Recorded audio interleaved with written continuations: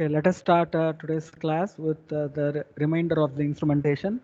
So in the last class, we have seen about the instrumentation of IR. So we have classified two different types like dispersive IR and FTIR. So the main difference will be in the dispersive IR instruments, there will be a monochromator, and in IR instruments, there will be a FTIR, there will be a interferometer. And we have seen some of the common sources of IR, whereas we are saying that Nernst Floyer, Globar source are the most widely used, and we can also use incandescent bulb, mercury arc lamp, laser light, etc.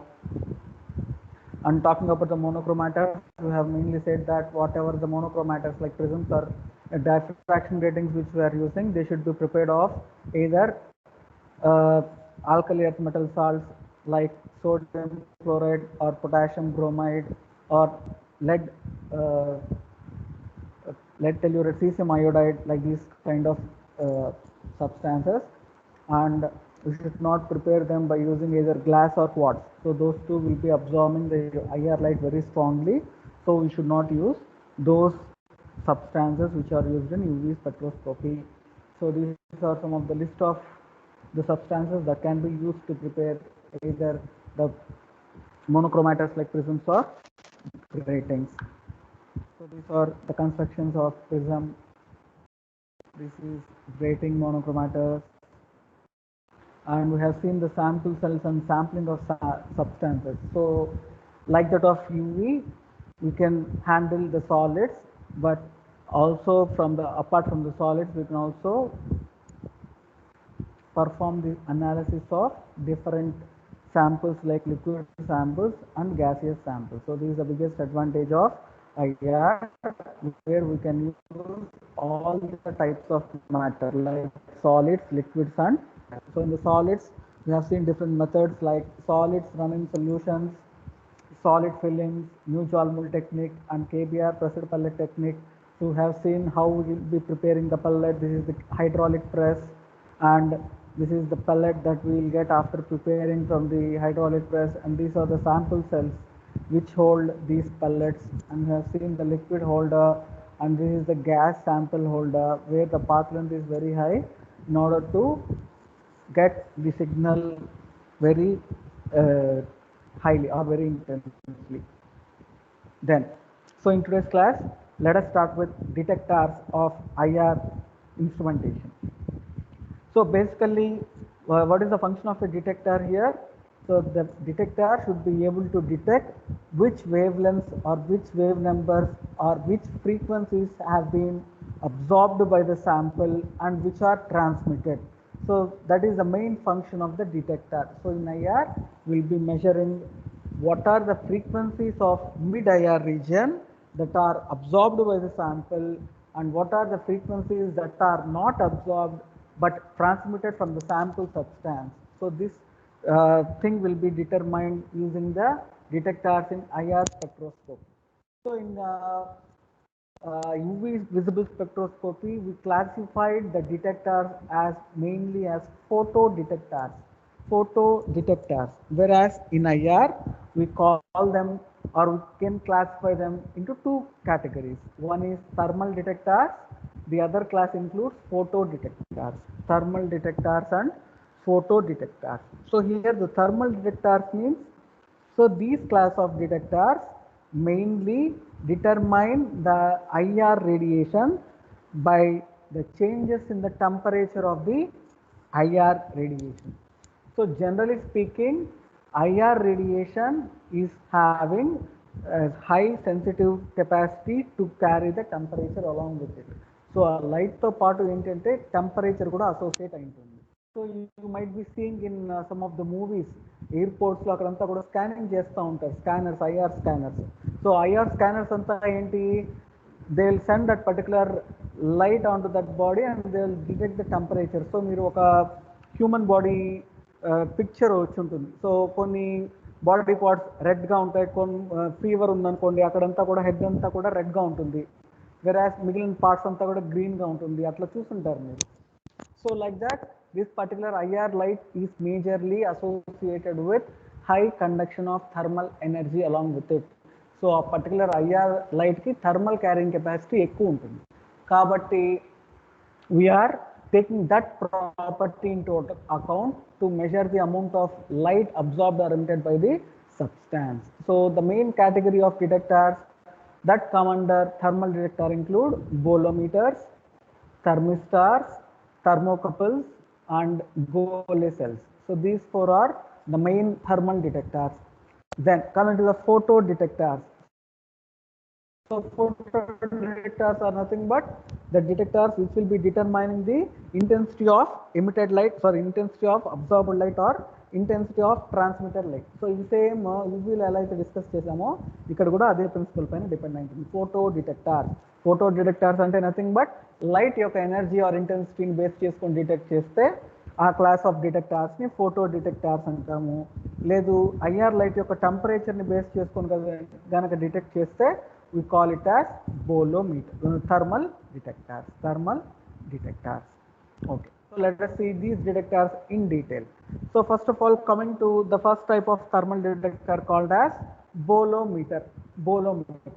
So a bolometer is a very sensitive electric resistance thermometer that is used to detect and measure weak thermal radiations like IR radiation. So incident IR radiation heats up this conductor which causes its electrical resistance to change. So జనరల్గా ఏంటి అంటే మనకు temperature increase అయ్యే కొద్దీ ఏం జరగాలి, electrical resistance జనరల్గా with increase in temperature electrical resistance decreases.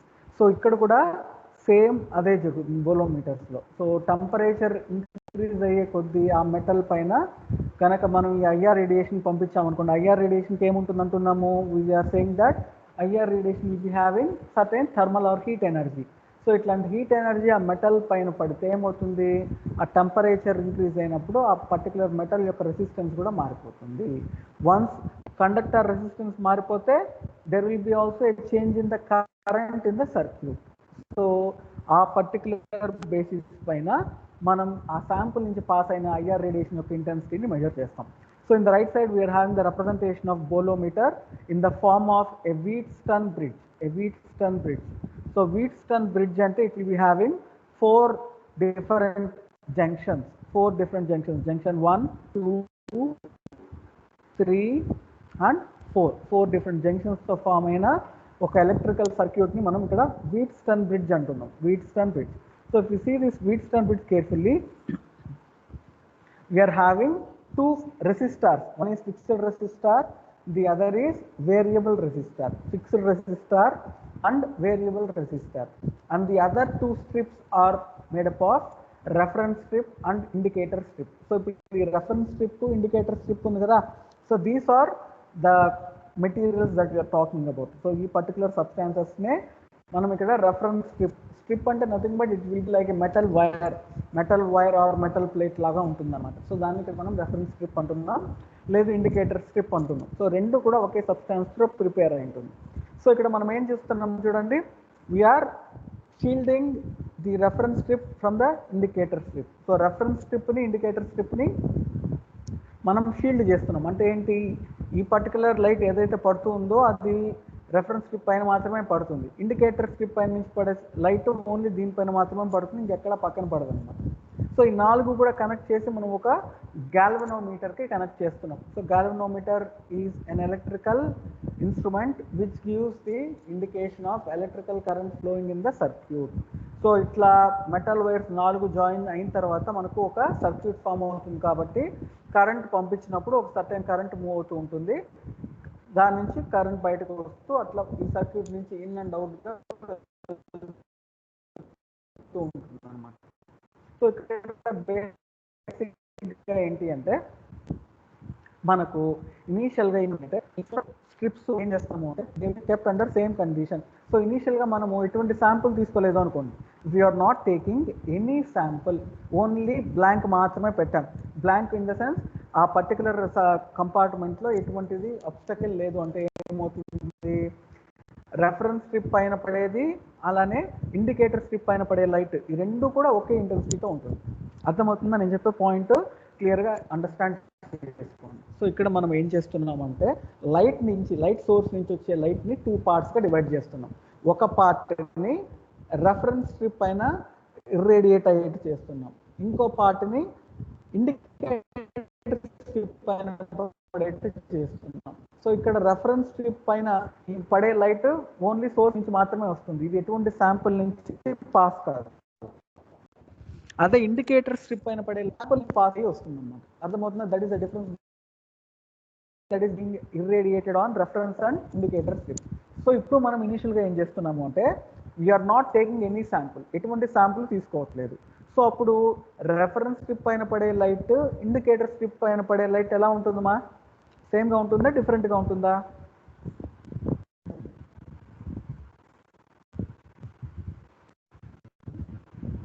Hello, answer చేయాలి. సేమ్గా ఉంటుంది sir. సేమ్గా.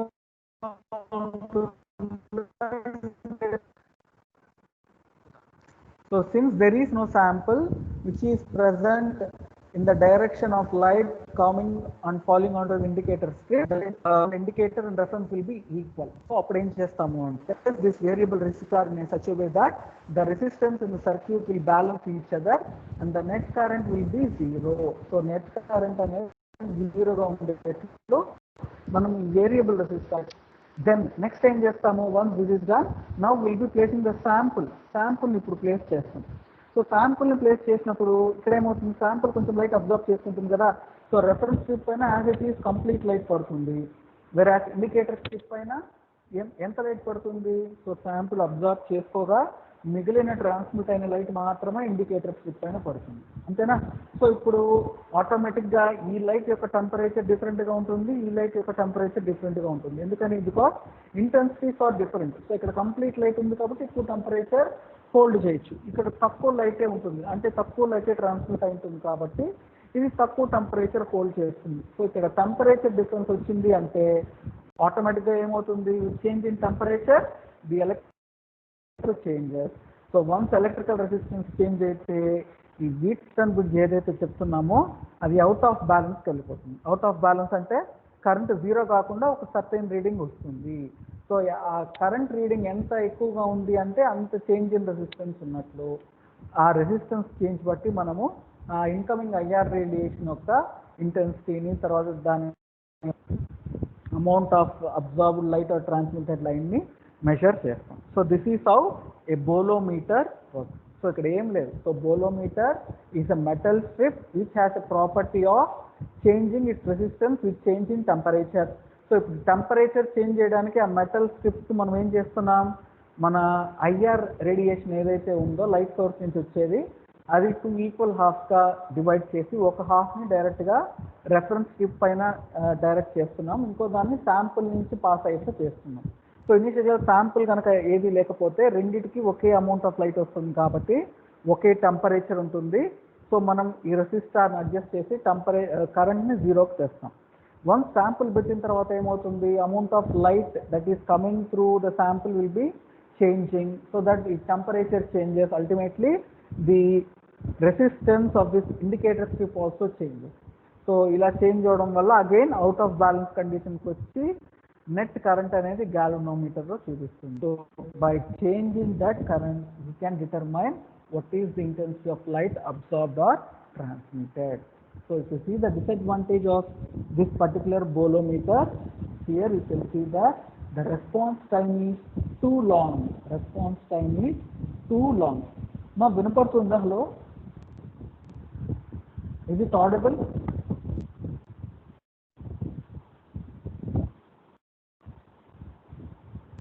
Yes sir. Anybody respond? Okay.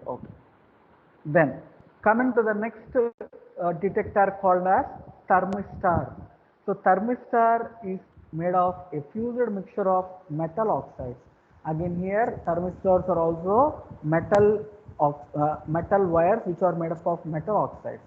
So here we are seeing that this particular metal oxides are having a peculiar property. So temperature of the thermistor increases, its electrical resistance decreases as opposite to the bolometer. So బోలోమీటర్కి ఇక్కడ complete opposite.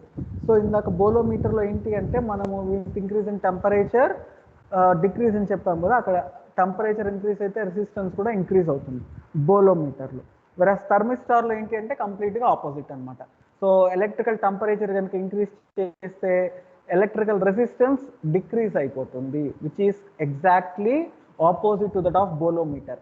So అది ఒక్కటి తప్ప మిగతాదంతా కూడా same మెకానిజమే. So bolometer థర్మిస్టార్కి difference ఏంటి? In bolometers with increase in the temperature the electrical resistance also increases, whereas in thermistors with increase in temperature the electrical resistance decrease. So ఆ ఒక్కటి తప్ప మిగతా మెకానిజం ఆఫ్ ఆపరేషన్ అంతా కూడా ఇందాక మనం బోలోమీటర్లో ఎలా అయితే చెప్పామో వీట్స్టన్ బ్రిడ్జ్ సేమ్ అలానే ఇక్కడ కూడా జరుగుతుంది అన్నమాట. అర్థమవుతుందా? So if you see the peculiar advantages or disadvantages of this thermistor, the response time for this thermistor is also very slow like that of bolometer. Response time అంటే ఏం లేదు, light పడిన ఎంతసేపటికి ఆ డిటెక్టర్ రెస్పాన్స్ ఇస్తుంది అనేదే ఇక్కడ response time. అర్థమవుతుందా? సో రెస్పాన్స్ టైం స్లోగా ఉంటే బెస్టా, ఫాస్ట్గా ఉంటే బెస్టా? కెన్ ఎనీబడి సే? ఫాస్ట్గా ఉంటే best sir. So the response time of the as fast as possible, అప్పుడే మనకు డిటెక్షన్ అనేది త్వరగా జరుగుతుంది అన్నమాట. సో బోలోమీటర్స్ థర్మిస్టార్స్ రెండు కూడా స్లో రెస్పాన్స్ టైం కాబట్టి that is one of the major disadvantage. తర్వాత ఈ పర్టికులర్ థర్మిస్టార్కి రెసిస్టెన్స్ చేంజ్ అవుతుంది అంటున్నాం కదా. సో ఎంత చేంజ్ అవుతుంది అంటే for every 8 degrees centigrade rise in temperature the resistance will change by 5%. For example 50 degrees ఉంది అనుకోండి, 50 degrees నుంచి 58 degrees Celsius అయింది, అప్పుడు ఆ పర్టికులర్ రెసిస్టెన్స్ ఎంత తగ్గాలి? 5% తగ్గుతుంది అనమాట. సో అట్లా రఫ్గా మనము ఎంత రెసిస్టెన్స్ మారుతుంది అనేది కూడా ప్రెడిక్ట్ చేయొచ్చు. So this is how the thermistor works. Then coming to the third type of detector called as thermocouple. So thermocouple, as the name itself is suggesting that this thermocouple has a couple of wires,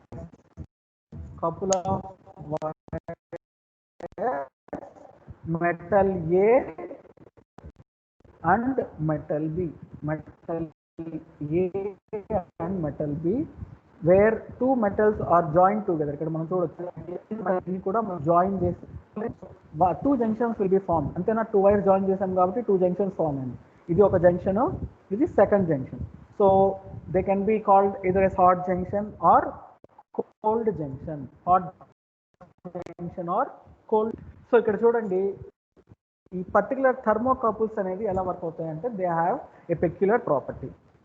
so 2 different metal వైర్స్ని కనుక మనం couple చేసామనుకోండి, couple చేసి if we allow electrical current pass through this metal wire or thermocouple, so మనం కనుక electrical కరెంట్ని generate చేస్తే are పంపిస్తే ఏమవుతుంది అంటే ఆటోమేటిక్గా 2 జంక్షన్స్లో ఒక జంక్షన్ హాట్ జంక్షన్ అంటే టెంపరేచర్ ఎక్కువగా ఉంటుందో ఆ జంక్షన్లో, ఇంకో జంక్షన్లో కోల్డ్. అర్థమవుతుంది? Peculiar property of this thermocouple is that whenever 2 metal wires are joined together and if we allow electrical current to pass through them, automatically 2 junctions will be formed with difference in temperature, one being a hot junction, the other being a cold junction. So this is the first concept. దీనికి same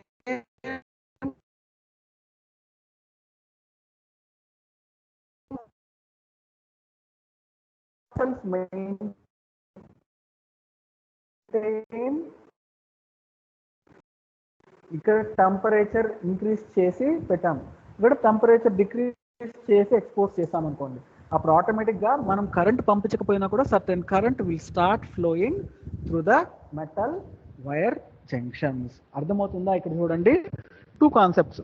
మనం current పంపించామంటే ఆ thermocouple junctions దగ్గర ఆటోమేటిక్గా temperature difference అనేది arise అవుతుంది. That is first phenomena. And the second phenomena is that if we ourselves maintain difference in temperature between the 2 junctions, then the current will start flowing. So ikkada manaku IR lo A phenomena కావాలి అంటే సెకండ్ది. So ఇక్కడ మనం ఏం చేస్తాము, ఈ hot junction అంటే let us say that this junction will be exposed to the reference light and the other junction will be exposed to the sample. మనం బోలోమీటర్స్ లో చూసాం కదా, శాంపుల్ స్ట్రిప్ అని రెఫరెన్స్ స్ట్రిప్ అని. ఇక్కడ కూడా అంతే, ఒక జంక్షన్ ఏం చేస్తున్నాము, we're exposing the light to fall on the reference junction from the reference sample. ఇంకొకటి శాంపుల్ నుంచి పంపించేదాన్ని మనం ఇంకో జంక్షన్ పైన పడేస్తున్నాం. సో ఆటోమేటిక్గా ఏమవుతుంది, ఇనీషియల్గా శాంపుల్ ఏది పెట్టలేదు అనుకోండి, so the amount of light that is falling on reference junction and the sample junction both will be same, and since both are same the temperature will be same. Temperature same గా ఉంది అంటే no current will be flowing. అదే ఇప్పుడు sample పెట్టామనుకోండి ఏమవుతుంది, so reference ఎక్కువ intensity ఉంటుంది కాబట్టి ఇక్కడ హాట్ జంక్షన్ ఫామ్ అవుతుంది, శాంపుల్లో కొంచెం లైట్ అబ్జార్బ్ అవుతుంది కాబట్టి ఇక్కడ కోల్డ్ జంక్షన్ ఫామ్ అవుతుంది. సో ఇలా hot and cold junction form అయితే ఆటోమేటిక్గా ఏమవుతుంది, కరెంట్ అనేది జనరేట్ అవ్వాలి. సో ఎంత కరెంట్ జనరేట్ అవుతుంది అనేది మనకి ఇక్కడ రెస్పాన్స్. తక్కువ కరెంట్ జనరేట్ అయిందంటే తక్కువ టెంపరేచర్ డిఫరెన్స్ ఉంది అని, ఎక్కువ టెంపరేచర్ డిఫరెన్స్ ఎక్కువ కరెంట్ ఫ్లో అయితే ఎక్కువ టెంపరేచర్ డిఫరెన్స్ ఉందని, దాన్ని బట్టి మనము intensity of absorbed and transmitted light ని డిటర్మైన్ చేయొచ్చు. So this is how A thermocouple works. So again the response time for this thermocouple detector is also very slow, like that of the previous detectors, thermistors and bolometers. So అర్థమైందా, thermistors and bolometers ఈ రెండు కూడా ఒక category of detectors. They are having similar properties, whereas this thermocouple is having somewhat different phenomena of detecting the IR light. And finally the Golay detector, which is the last detector under thermal conductivity detectors. So a Golo cell detector was a pneumatic detector with a small hollow cell filled with non-absorbing gas such as xenon. So ikkada meer చూడొచ్చు, so ఈ particular hollow సెల్లో ఏంటి అంటే మనకు ఈ complete hollow metal సెల్ని xenon గ్యాస్తో fill చేసి ఉంటాం. బాటమ్ ఆఫ్ ది సిలిండర్లో ఏంటి అంటే it will be that particular metal will be coated with black and platinum బ్లాక్తో కోట్ చేసేస్తాం. సో ఒక ఎండ్ని ప్లాటినం బ్లాక్తో కోట్ చేస్తున్నాం, ఇంకో ఎండ్ ఏంటి అంటే it will be having a flexible diaphragm. So ఇంకో పక్క క్లోజ్ చేయకుండా ఫ్లెక్సిబుల్ డయాఫ్రామ్ అంటే ఏంటి అంటే that metal wire will be of very less in thickness తక్కువగా ఉంటుంది కాబట్టి ఈజీగా అది దాని షేప్ని చేంజ్ చేసుకోగలుగుతుంది. It can expand or it can contract, అట్లా ఈజీగా అది ఫ్లెక్సిబుల్గా ఉంటుంది అనమాట. సో ఇక్కడ మనం ఏం చేస్తాము అంటే what will be doing is will be allowing the IR light to fall on this black and metal plate. So you know very well that black substances or black bodies tend to absorb the temperature and light very highly when compared to other colors. Avuna, so black substances or black and metal plates generally they will be having a property of absorbing the temperature and light to a greater extent. So ఇక్కడ పంపించే IR లైట్కి already temperature ఉందంటున్నాం కదా, so ఈ temperature వల్ల ఈ black and metal plate ఈజీగా heat అయిపోతుంది. So ఇలా heat అయినప్పుడు ఏమవుతుంది, ఆటోమేటిక్గా టెంపరేచర్ అనేది ఈ సెల్ లోపలికి ఆర్ ఈ సిలిండర్ లోపలికి కండక్షన్ జరుగుతుంది అనమాట. సో ఈ టెంపరేచర్ కనుక లోపల కండక్షన్ జరిగితే ఏమవుతుంది, లోపల ఉన్నది xenon గ్యాస్ కదా. So what will be the change that these gases undergo when we increase the temperature, they will undergo thermal expansion. So గ్యాసెస్ని హీట్ చేస్తే ఏమవుతుంది, దే విల్ ఎక్స్పాండ్, అవునా. సో ఇప్పుడు ఇట్లా థర్మల్ ఎక్స్పాన్షన్ జరిగిందని వల్ల ఏమవుతుంది అంటే this glass will try this expanded gas will try to increase the volume of this particular Golay cell by flexing the diaphragm. ఈ డయాఫ్రామ్ ఏదైతే ఫ్లెక్సిబుల్ గా ఉంటుంది అంటున్నామో దాన్ని షేప్ మారుస్తూ ఉంటుంది అనమాట. ఫర్ ఎగ్జాంపుల్ ఇక్కడ ఐఆర్ లైట్ ఏమి పడలేదు అనుకోండి, బ్లాకనింగ్ జరగదు, టెంపరేచర్ అబ్జార్బ్ కాదు, అబ్జార్బ్ కాకపోతే దెన్ ఎక్స్పాన్షన్ జరగదు, ఆ డయాఫ్రామ్ దాని ఒరిజినల్ పొజిషన్ లో ఉంటుంది. ఒకవేళ ఐఆర్ టెంపరేచర్ ఇంక్రీజ్ అయ్యే కొద్దీ ఏమవుతుంది, ఆ పర్టికులర్ మెటల్ ఫ్లెక్సిబుల్ డయాఫ్రామ్ ఏదైతే ఉందో అది బల్జ్ అవుతూ వస్తుంది అనమాట. So it will B starting to expand, ఇట్లా ఎక్స్పాండ్ అవుతూ వస్తుంది, అర్థమవుతుందా. సో ఈ పర్టికులర్ ఎక్స్పాన్షన్ ఆర్ ఈ ఫ్లెక్సిబుల్ డయాఫ్రామ్ యొక్క పర్టికులర్ ఫ్లెక్సిబుల్ డయాఫ్రామ్ ఎలా మూవ్ అవుతుంది, కాన్కేవ్గా మారుతుందా లేదా కాన్వెక్స్గా మారుతుందా అన్న దాన్ని బట్టి మనం అమౌంట్ ఆఫ్ ఇంటెన్సిటీ లైట్ని డిటర్మైన్ చేస్తాం. ఎలా చేస్తాము అంటే ఇక్కడ ఒక కంటిన్యూగా ఒక లేజర్ లైట్ని మనం ఈ పర్టికులర్ ఫ్లెక్సిబుల్ డయాఫ్రామ్ పైన పడేట్టు చేస్తూ ఉంటాం. సో ఇక్కడ ఏమవుతుంది, లేజర్ లైట్ ఆ ఫ్లెక్సిబుల్ డయాఫ్రామ్ పైన హిట్ అయిన తర్వాత అది మళ్ళీ రిఫ్లెక్ట్ అవుతూ ఉంటుంది అట్ ఏ పర్టికులర్ యాంగిల్, ఒక తీటా అనే యాంగిల్లో రిఫ్లెక్ట్ అవుతూ ఉంటుంది. సో ఇప్పుడు ఈ ఫ్లెక్సిబుల్ డయాఫ్రామ్ దాని షేప్ని టైంకి చేంజ్ చేసుకునేస్తుంది, అంతేనా? ఎందుకని? బికాస్ థర్మల్ ఎక్స్పాన్షన్ కనుక జరిగితే గ్యాస్ దీని షేప్ డిఫార్మ్ అయిపోతుందా, షేప్ ఇట్లా బల్జ్ అయిపోతూ ఉంటుంది ఆ ఫ్లెక్సిబుల్ డయాఫ్రామ్. దానివల్ల ఏమవుతుంది, ఈ లేజర్ లైట్ స్కాటరింగ్ అయ్యే యాంగిల్ కూడా మారిపోతూ ఉంటుంది అన్నమాట. సో ఎలా ఏ యాంగిల్లో స్కాటర్ అవ్వాలి అనేది కూడా మారిపోతూ ఉంటుంది. కాబట్టి ఆ చేంజ్ ఇన్ స్కాటరింగ్ యాంగిల్ బట్టి మనం ఇంటెన్సిటీ ఆఫ్ లైట్ని డిటర్మైన్ చేయొచ్చు. సో ఇక్కడ ఇంపార్టెంట్ థింగ్ ఏంటి అంటే రెస్పాన్స్ టైం అనేది చాలా చాలా చాలా ఫాస్ట్గా ఉంటుంది, very fast compared to the previous detectors. Then the detector was very fragile and subject to mechanical failure. So general ఏంటి అంటే ఈ పర్టికులర్ ఎక్కువ మెకానికల్ ఫెయిల్యూర్స్ ఉంటాయి అన్నమాట, mechanical failures. So these are 4 different types of thermal detectors. Then coming to photoconductivity cells. So photoconductivity cells అంటే మనం already usual ఏవైతే use చేసామో వాటిని ఇక్కడ యూజ్ చేస్తున్నాం. So instead of the metals like copper, iron అట్లాంటివి కాకుండా ఇక్కడ different set of conductivity materials use చేస్తాం, like lead sulfide or lead telluride. These are generally used, and whenever IR light falls on them, their conductance increases and causes more current to flow. So light padina ventane aa electrical conductivity increase ayyi they will start generating the current, and the response time is very less. It is around 0.5 seconds. It has high sensitivity and good speed, but the disadvantage is that they are restricted to only near IR region. Mid IR lo ee particular photoconductivity cells ni manam use cheyalem anamata. Okay na? These are photoconductivity cells. Then semiconductor detectors. So what are semiconductors? So semiconductors are materials which are insulators when no IR radiation falls on them.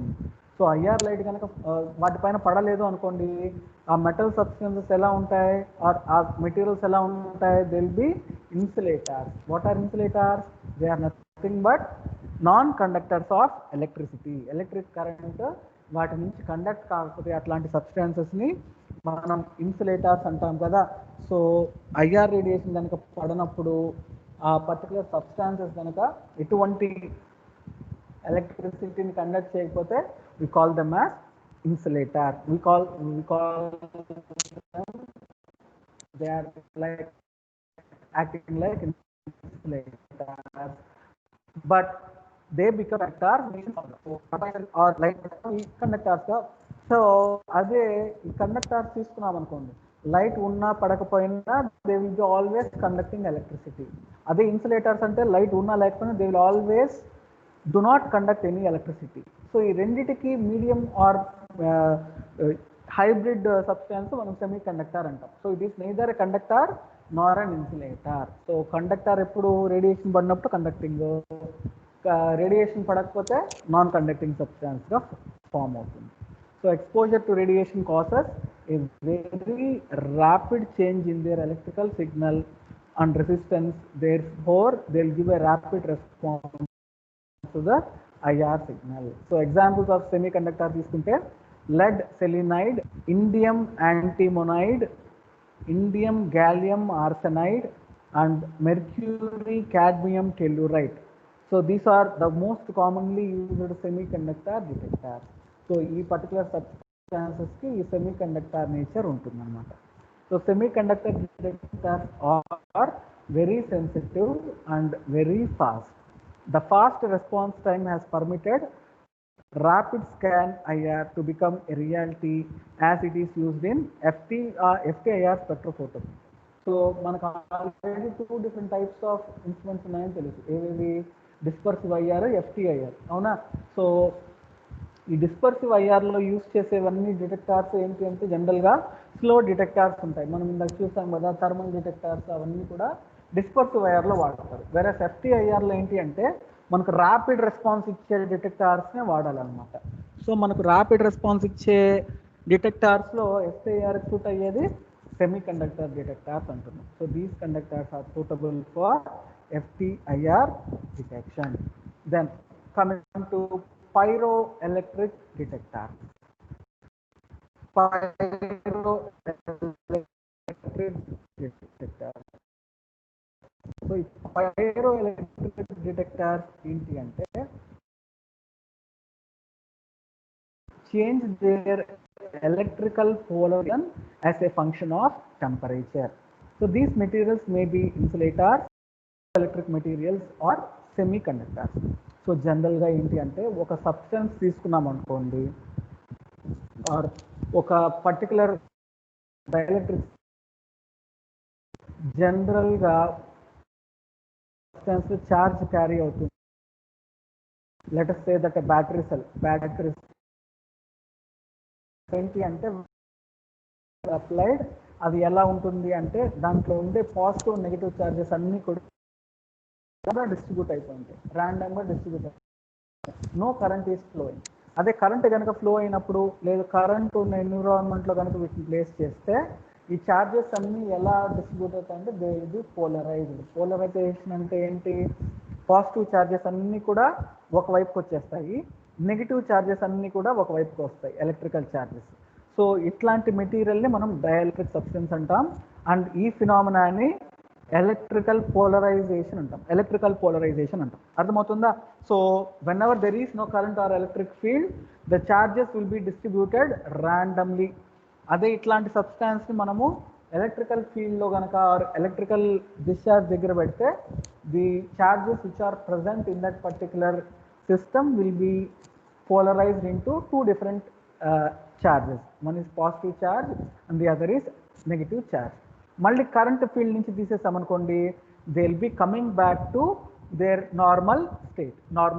So ఈ ప్రాసెస్నే మనము electrical polarisation and electrical depolarisation అంటాం. So ఇక్కడ ఇట్లాంటి substances ఏవైతే ఉన్నాయో these are all called as dielectric substances అంటాం. So ఈ డైఎలక్ట్రిక్ సబ్స్టాన్సెస్లో కూడా మళ్ళీ పెక్యులియర్ టైప్ ఆఫ్ సబ్స్టాన్సెస్ మన పైరోఎలక్ట్రిక్ సబ్స్టాన్సెస్. సో ఇక్కడ జనరల్గా ఎలా ఉంటుంది అంటే మనం ఎలక్ట్రికల్ ఫీల్డ్ తీసేసిన మిల్లీ ఆర్ మైక్రో సెకండ్స్లో మళ్ళీ ఈ స్టేజ్కి వచ్చేస్తుంది. ఏంటివి? ఈ డైఎలక్ట్రిక్ సబ్స్టాన్సెస్ మనం ఎలక్ట్రోస్టాటిక్ ఫీల్డ్ నుంచి తీసేస్తే అగైన్ ఈ ఛార్జెస్ అన్నీ కూడా మిక్స్ అయిపోవడము విత్ ఇన్ మిల్లీ సెకండ్స్లో జరిగిపోతుంది. అర్థమవుతుందా? బట్ కొన్ని కేసెస్లో ఏంటి అంటే కొన్ని సబ్స్టాన్సెస్లో ఏంటి అంటే ఈ పర్టికులర్ డీపోలరైజేషన్ నుంచి పోలరైజేషన్కి ఎంత టైం అయితే పడుతుందో అది డిపెండ్స్ ఆన్ టెంపరేచర్. సో ఏ సబ్స్టాన్సెస్కి అయితే ఈ ఫాస్ట్గా జరగాల స్లోగా జరగాల అనేది టెంపరేచర్ పైన డిపెండ్ అవుతుందో అట్లాంటి క్లాసెస్ ఆఫ్ సబ్స్టాన్సెస్ని మనము పైరోఎలక్ట్రిక్ సబ్స్టాన్సెస్ అంటున్నాం. అర్థమవుతుందా? పైరోఎలక్ట్రిక్ సబ్స్టాన్సెస్. సో ఇక్కడ చాలా ఇంపార్టెంట్ ఫినామినా మీరు గుర్తుపెట్టుకోవాల్సిందే. నార్మల్ డైఎలక్ట్రిక్ మెటీరియల్స్కి పైరోఎలక్ట్రిక్ సబ్స్టాన్సెస్కి డిఫరెన్స్ ఏంటి అంటే డైఎలక్ట్రిక్ సబ్స్టాన్సెస్ అయితే ఫాస్ట్గా పోలరైజ్డ్ నుంచి డీపోలరైజ్డ్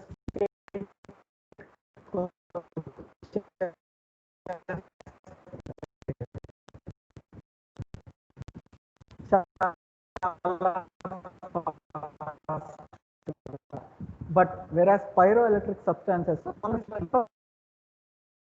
సో ఇప్పుడు ఇదే ఫినామినాని మనము ఐఆర్ డిటెక్షన్లో యూజ్ చేస్తున్నాం. ఫర్ ఎగ్జాంపుల్ వచ్చిన శాంపుల్ నుంచి వచ్చిన ఐఆర్ లైట్ అసలు అబ్జార్బ్ కాలేదు అనుకోండి, దానికి టెంపరేచర్ ఎక్కువ ఉంటుంది కదా, అప్పుడు పోలరైజేషన్ టైము ఎక్కువ తీసుకుంటుంది.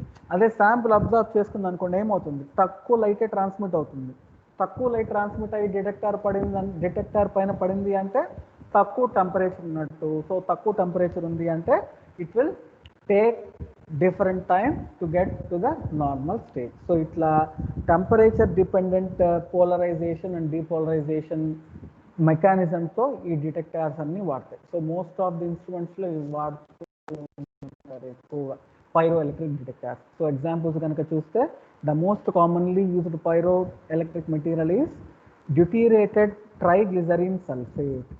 deuterated triglycerine sulfate, generally called as DTGS. So ఇదే కాకుండా ఇంకా మిగిలినవి అంటే lithium tantalate and strontium barium నియోబేట్. So ఈ రెండు సబ్స్టాన్సెస్ని కూడా మనము we can use as pyro electric substance used as detectors in IR spectrometers. So this is about the detectors.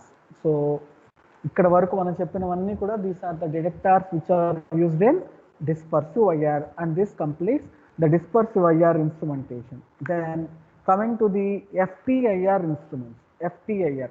So మనము ఫస్ట్ నుంచి చెప్తూ ఉన్నాం the IR instruments can be classified into two categories, AVV dispersive IR and FTIR. So FTIR. So what is the fundamental difference between dispersive IR and FTIR? Can anybody say? Sir, in dispersive IR, we will use monochromator, sir. Okay. In Fourier transform systems, we will use interferometer instead of monochromators. Yes, correct. So మనం ఏదైతే FTIR అంటున్నామో మోనోక్రోమాటర్స్ బదులు ఇంటర్ఫెరోమీటర్ని use చేస్తాం. So this is the representation of interferometer. So this interferometer is generally called as Michelson interferometer. ఎందుకు అంటే first time Michelson అనే scientist దీన్ని discover చేశాడు కాబట్టి we call it as Michelson interferometer. So if you see the construction of this Michelson interferometer, it has 4 arms: arm 1, arm 2, arm 3 and arm 4. So arm 1 లో ఏంటి, it is having light source. arm 2 and 3 లో ఏంటంటే those two arms are connected to mirrors. Second arm లో fixed mirror ఉంటుంది. Fixed mirror అంటే nothing but that position of mirror will be fixed. We cannot adjust the position of the mirror. వెరాస్ third arm లో moving mirror ఉంటుంది. Moving mirror అంటే ఆ mirror యొక్క పొజిషన్ని ఆ arm లో మనము ఇంక్రీజ్ చేయొచ్చు లేదు డిక్రీజ్ చేయొచ్చు. పొజిషన్ని కంటిన్యూస్ గా ఇలా చేంజ్ చేయొచ్చు అనమాట. అర్థమవుతుందా? థర్డ్ ఆర్మ్ లో అట్లా మూవింగ్ మిర్రర్ ఉంటుంది. అండ్ ఫోర్త్ ఆర్మ్ లో మనకు sample followed by detector. Sample followed by detector. So an interferometer has 4 arms. One is the light source, the second is fixed mirror, the third is moving mirror, and the fourth is detector arm. So ikkada let us see how this interferometer works. ఎలా work అవుతుందో ఒకసారి చూద్దాం. అర్థమవుతుందా? So ఈ FTIR system వచ్చేసరికి first arm లో light source ఉంది. So మనం డిఫరెంట్ IR సోర్సెస్ చూసాం కదా, లైట్ సోర్సెస్ అవన్నీ కూడా ఏవైతే ఉందో వాటిలో ఒక సూటబుల్ లైట్ సోర్స్ మనం ఇక్కడ యూజ్ చేస్తాం. సో దీని నుంచి లైట్ ఏమవుతుంది, it is being collimated by a mirror and then we are allowing it to fall on the arm 2 and arm 3. So arm 2 and arm 3 యొక్క జంక్షన్ లో we are having one more component called as beam splitter. Beam splitter అంటే splitting అంటే nothing but dividing కదా. So beam splitter ఏం చేస్తుందంటే it will split the light coming from the light source into 2 equal హాఫ్స్. 2 equal హాఫ్స్గా split చేసి ఒక హాఫ్ని fixed mirror వైపు పంపిస్తుంది, ఇంకో హాఫ్ని మూవింగ్ మిర్రర్ వైపు పంపిస్తుంది. అర్థమవుతుందా? Fixed mirror. సో ఇప్పుడు ఏమవుతుంది, ఈ పర్టికులర్ లైట్ ఏదైతే ఇక్కడ వెళ్ళి ట్రావెల్ అయ్యి ఫిక్స్డ్ మిర్రర్ దగ్గరికి వస్తుందో అది మళ్ళీ రిఫ్లెక్ట్ అయ్యి it will come back again in the same direction. And in the third arm where the light is moving towards the moving mirror, again a mirror kabatti that will reflect the light and the light will be coming back after traveling there and reflecting on the mirror. So itla manam pampinchina light beam splitter nunchi అది వెళ్ళి మళ్ళీ reflect అయ్యి beam junction దగ్గర వచ్చి అవి mix అయ్యి మళ్ళీ detector శాంపుల్కి వెళ్ళి శాంపుల్ నుంచి డిటెక్టర్కి వెళ్తుంది. So this is the common phenomena that occurs in interferometer. ఏవేవి చూడండి. సో ఫస్ట్ లైట్ సోర్స్ నుంచి లైట్ అనేది ఆర్మ్ 1లో ఉన్న కొలిమేటింగ్ మిర్రర్ పైన పడుతుంది. సో ఇక్కడ నుంచి లైట్ పడిన తర్వాత బీమ్ స్ప్లిట్టర్ పైన ఆ లైట్ పడితే 2 ఈక్వల్ హాఫ్స్గా డివైడ్ అవుతుంది. ఒక హాఫ్ ఫిక్స్డ్ మిర్రర్ పైన వెళ్తుంది, ఇంకో హాఫ్ మూవింగ్ మిర్రర్ పైన పడుతుంది. మళ్ళీ అగైన్ ఆ వెళ్ళిన లైట్ ఆ మిర్రర్స్ కాబట్టి రిఫ్లెక్ట్ అయ్యి again they will come back in the same direction.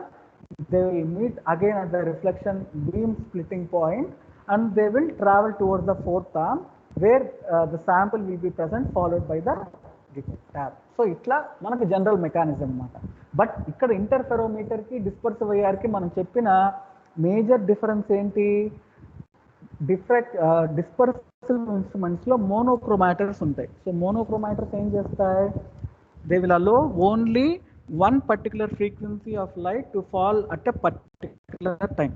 So first ఒక ఫ్రీక్వెన్సీ, దాని తర్వాత నెక్స్ట్ ఫ్రీక్వెన్సీ, అట్లా ఈచ్ అండ్ ఎవ్రీ సెకండ్కి ఒక్కొక్క ఫ్రీక్వెన్సీ వెళ్తూ ఉంటుంది. బట్ ఇంటర్ఫెరోమీటర్లో చేంజ్ ఏంటి, what is the difference here? The interferometer is capable of generating the entire frequencies in a short time and all these frequencies will be allowed to fall on the sample. అది difference. So dispersive వైర్లో 1 by 1 వెళ్తుంది, ఇక్కడ అన్ని wave numbers are frequencies ఒకేసారి వెళ్తుంది. So అది ఎలా generate చేస్తుంది అంటే, ఇక్కడ మనం మూవింగ్ మిర్రర్ చెప్తున్నాం కదా, moving mirror. So this moving mirror will be moving very rapidly, అది చాలా ఫాస్ట్గా మూవ్ అవుతూ ఉంటుంది. సో ఇలా మూవ్ అవుతూ ఉన్నప్పుడు ఏం జరుగుతుంది చెప్పగలరా? So when ever this mirror is moving, the position of this mirror will be changing. అవునా? సో అప్పుడు ఏమవుతుంది చూడండి, లైట్ ఇలా వెళ్ళింది, again it is coming back here. So for example దీనికి 1 సెకండ్ తీసుకుంది. జస్ట్ మీకు ఎగ్జాంపుల్ కోసమే నేను టైం చెప్తున్నాను, మీరు ఎక్కడ కూడా థియరీలో రాసేటప్పుడు 1 సెకండ్ 2 సెకండ్స్ ఇవంతా చెప్పకండి, మీకు అండర్స్టాండ్ అవ్వడానికి I'm saying. So fixed mirror నుంచి లైట్ వెళ్ళి మళ్ళీ రిఫ్లెక్ట్ అవ్వడానికి టేకింగ్ 1 సెకండ్ అనుకున్నాం. సో ఇక్కడ మూవింగ్ మిర్రర్లో కూడా మన మిర్రర్ ఎక్స్ట్రీమ్ పొజిషన్లో ఉంది. ఎక్స్ట్రీమ్ పొజిషన్ అంటే లాస్ట్ పొజిషన్లో ఉంది అంటే అగైన్ ఇక్కడ కూడా లైట్ ఇక్కడ వచ్చి ఇట్లా రిఫ్లెక్ట్ రావడానికి 1 సెకండే పడుతుంది. సో ఇప్పుడు ఇది 1 సెకండ్కి వచ్చింది, ఇది 1 సెకండ్కి వచ్చింది, మళ్ళీ ఇక్కడ రెండు జాయిన్ అవుతుంది కదా, ఈ రెండు జాయిన్ అప్పుడు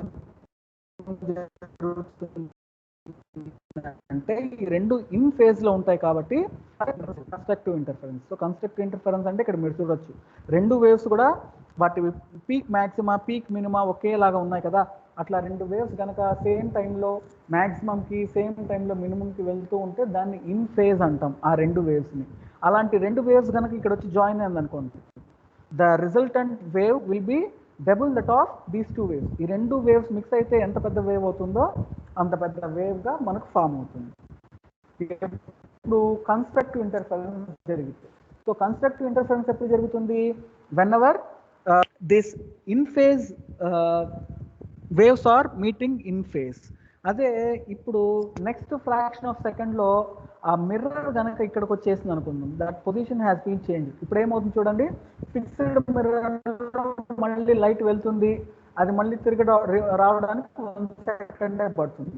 బట్ ఇప్పుడు పొజిషన్ అనేది చేంజ్ అయింది కాబట్టి మూవింగ్ మిర్రర్ ఇక్కడ నుంచి ఇక్కడ వెళ్ళడం 0.5 సెకండ్స్కి వచ్చింది, అర్థమవుతుందా?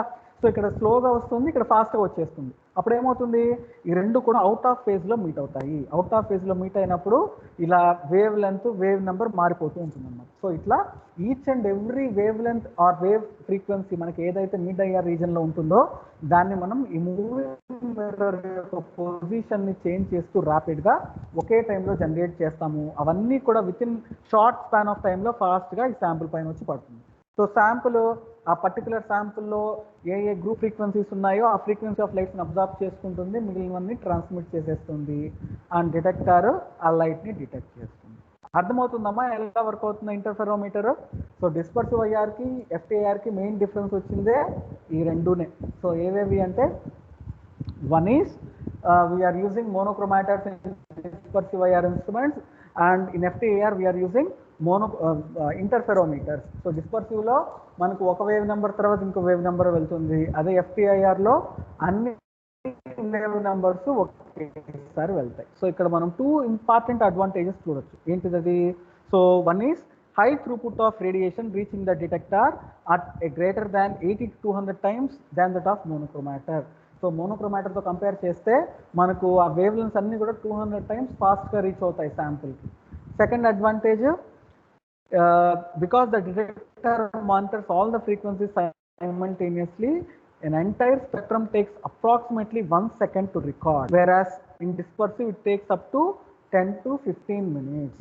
సో ఇది ఇంకో ఇంపార్టెంట్ అడ్వాంటేజ్. మనం లాస్ట్ క్లాస్లో కూడా అదే చెప్పాం. డిస్పర్సివ్ ఐఆర్లో మనం ఆ 4000 నుంచి 400 సెంటీమీటర్స్ వరకు మనం రికార్డ్ చేయాలంటే స్పెక్ట్రమ్ని it will take around 10 to 15 minutes. ఎందుకంటే ఈచ్ అండ్ ఎవ్రీ ఫ్రీక్వెన్సీ వెళ్ళాలి, అది అబ్జర్వ్ అయితే అబ్జర్వ్ అయినట్టు లేదు ట్రాన్స్మిట్ అయినట్టు. అట్లా డిటెక్టర్ ఈచ్ అండ్ ఎవ్రీ ఫ్రీక్వెన్సీని ఇండివిజువల్గా డిటెక్ట్ చేస్తుంది. వేరే ఎఫ్టీఐఆర్లో మొత్తం అన్ని ఫ్రీక్వెన్సీస్ని చాలా షార్ట్ టైంలో పంపిస్తున్నాం కాబట్టి మనకు స్పెక్ట్రమ్ కూడా ఒక సెకండ్ లోపలే రికార్డ్ అయిపోతుంది. That is the advantage of this interferometer. So ఇక్కడ మనం ఫస్ట్ క్లాస్లో చూసాం. సో మనకి ఏదైతే స్పెక్ట్రమ్ వస్తుందో ఐఆర్లో will be getting like this. X యాక్సిస్లో వేవ్ నెంబర్ ఉంటుంది, వై యాక్సిస్లో ట్రాన్స్మిటెన్స్ ఉంటుంది అంటున్నాం. So this is the typical IR spectrum that we get in the normal dispersive IR instruments.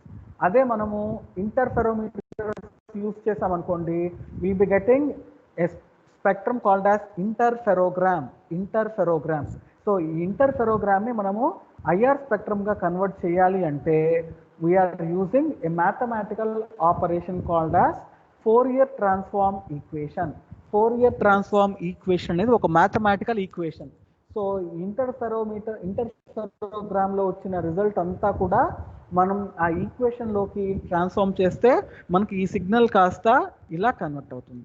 అర్థమవుతుందా? సో సింపుల్గా చెప్పాలి అంటే మనకు ఎఫ్టీఐఆర్లో టైం డొమైన్ స్పెక్ట్రా వస్తుంది, అంటే టైం పరంగా వస్తుంది స్పెక్ట్రము. అదే డిస్పర్సివ్ ఐఆర్లో ఫ్రీక్వెన్సీ డొమైన్ పరంగా వస్తుంది స్పెక్ట్రమ్. సో మనకి ఇలా వస్తే మనం ఏమి అర్థం చేసుకోలేం కాబట్టి మనకి ఎఫ్టీఐఆర్లో వచ్చిన స్పెక్ట్రమ్ని we have to convert the time domain spectra into frequency domain spectrum. So ఇలా టైమ్ డొమైన్ స్పెక్ట్రమ్ని ఫ్రీక్వెన్సీ డొమైన్ కన్వర్ట్ చేసే మ్యాథమెటికల్ ఆపరేషన్ని we are calling as Fourier transform equation. అందుకనే ఈ ఇన్స్ట్రుమెంట్స్కి ఏం నేమ్ వచ్చింది? Fourier transform infrared instruments, FTIR అని నేమ్ వచ్చింది. అర్థమవుతుందా? సో మనం ఎఫ్టీఐఆర్లో వచ్చే స్పెక్ట్రమ్ ఇలా వస్తుంది. దీన్ని మనకు అండర్స్టాండబుల్ ఫామ్లోకి కన్వర్ట్ చేయాలి అంటే ఈ పర్టిక్యులర్ ఈక్వేషన్లో అప్లై చేస్తే మనకు ఈ then we can perform the analysis. So this is about today's class, and we'll see the remaining thing in the next class.